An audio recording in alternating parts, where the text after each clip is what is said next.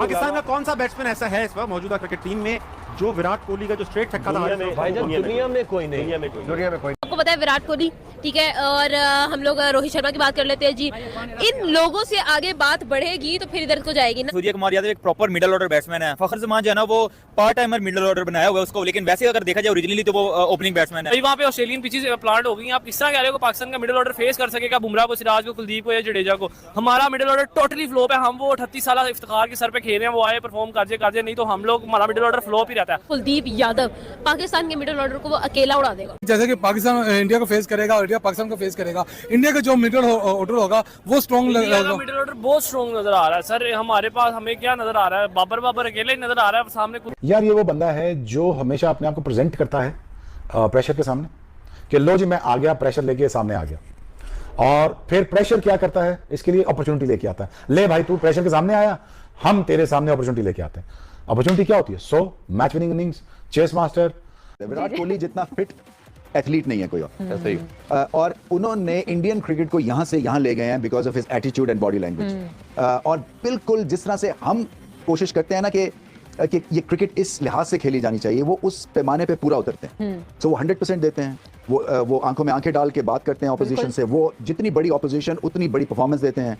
Australia से पंगा लेते हैं, इंग्लैंड से पंगा लेते हैं, पाकिस्तान से नहीं लेते क्योंकि कल्चरली हम एक जैसे हैं, रिस्पेक्ट करते हैं। तो ये भी पता है उनको कि उनकी बाउंड्री लाइन क्या है। और फिर उसके बाद लाजवाब उनका जो सैंपल साइज है ना परफॉर्मेंस का, वो बाबर आजम से ज्यादा। कामरान अकमल के फैंस ने उनसे इंस्टाग्राम पर पूछा कि वर्ल्ड कप कौन जीतेगा, तो उनका कहना था कि इंडिया। जब अपने ही लोग अब ऐसे कह रहे हैं तो देखिए अब अपने लोगों की सारी दुनिया कह रही है। मैथ्यू हेडन ने अपनी 4 बेस्ट टीमें दी हैं सेमीफाइनल की। अब उन्होंने अपनी 4 बेहतरीन टीमें दी हैं सेमीफाइनल के लिए, तो उसमें तो पाकिस्तान का नाम नहीं था।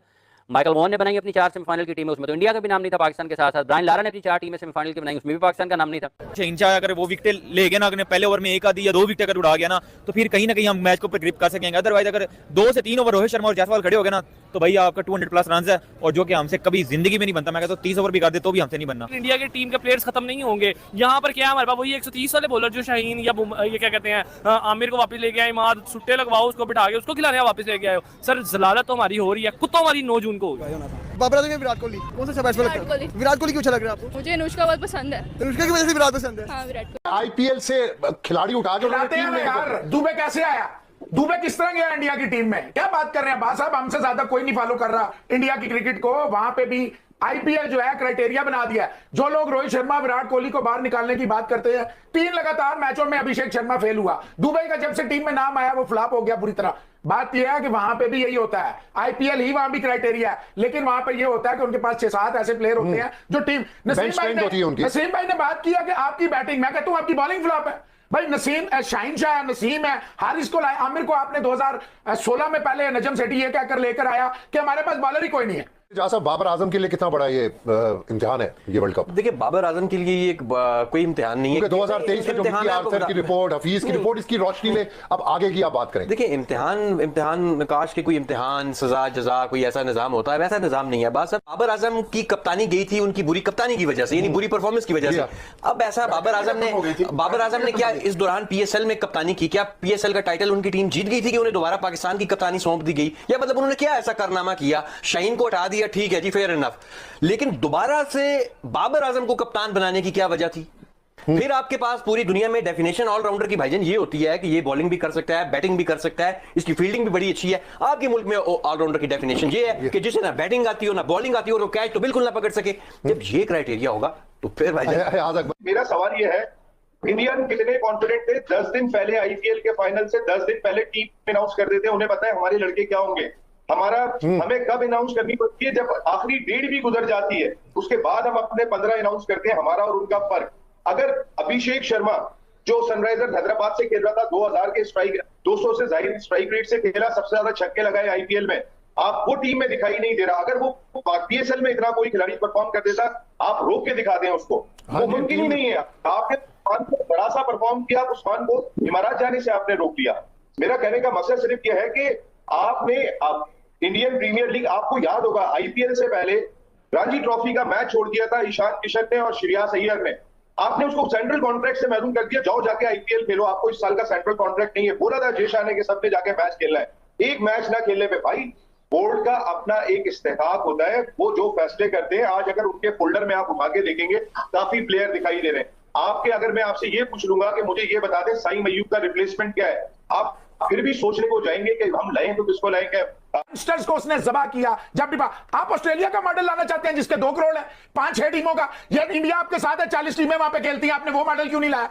आप मुझे ये बताएं, जिस मुल्क की आबादी 25 करोड़ है, 65% जिसका यूथ है, वहां पे आपने 6 टीमें कर दी। कोई इससे जाके एक मिनट अभी मुझे 2 बातें इसमें करने देंगे आप।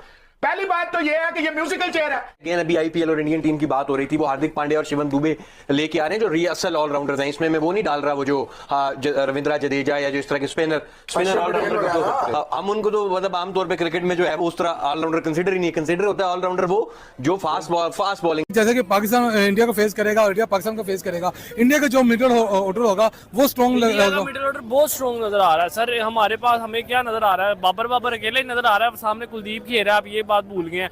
इंडिया के बाद रोहित, अगर विराट की अगर आप बात करें तो उसके बाद संजू सैमसन है, ऋषभ पंत है, शिवम दुबे है, जडेजा है और सूर्य कुमार यादव है। आप किसको पकड़ोगे? मतलब 8वें नंबर तक उनके पास बैटिंग है। तो इंडिया, अगर आप मिडिल ऑर्डर की बात करें तो इंडिया के पास बहुत स्ट्रॉन्ग मिडिल ऑर्डर है। क्या कहते हैं, पाकिस्तान जो होगा इंडिया के सामने टिक पाएगा? इंडिया की बॉलिंग के सामने जो सिचुएशन जा रही है पाकिस्तान की बैटिंग लाइन की बिल्कुल सर फ्लॉप जा रहे हैं ना, आयरलैंड के खिलाफ परफॉर्म, ना न्यूजीलैंड सी की टीम के खिलाफ परफॉर्म, वर्ल्ड नंबर 1 टीम के खिलाफ कैसे परफॉर्म करेंगे? मुझे नहीं लगता कि ये लोग मेरे ख्याल से 20 ओवर भी पूरे खेलेंगे। अगर 20 ओवर गलती से खेल लेते हैं तो वही 140-50 मुश्किल से जो है 140 तक जा सकेंगे। पाकिस्तान सर टोटली सपोर्ट इस टाइम इंडिया का। उसकी वजह यह है कि इंडिया बहुत ही आउटस्टैंडिंग T20 क्रिकेट खेल रहा है। बात करते हैं जैसे कि पाकिस्तान की बॉलिंग लाइन है जिसको नंबर 1 कहा जाता था, क्या इंडिया की मिडिल ऑर्डर को रोक पाएगी? जैसे संजू सैमसन है, जायसवाल है और उसके बाद जो है पांड्या है, इनको रोक पाएगी पाकिस्तान के बॉलर्स? आमर हो गया, शाहीन हो गया। सर खेत सवार रोक पाएगी? आप मुझे बताएं, हमारा स्पिन अटैक है, एक शताब है, उसको हम लोग कितना को इस्तेमाल कर लेंगे यार, कितना को हम लोग उसको रोल देंगे। ठीक है, मैं कहती हूँ उसका इस वक्त स्पिन डिपार्टमेंट जो कुछ खास चल नहीं रहा, वो अपने आप को ऑलराउंडर कहता है पर उससे ऑलराउंडिंग हो नहीं रही। ठीक है, उस तरह से वो ऑलराउंडर नहीं कहा जा सकता उसको, ना वो बॉलिंग में सही परफॉर्म कर रहा है, ना वो बैटिंग में परफॉर्मेंस दे रहा है।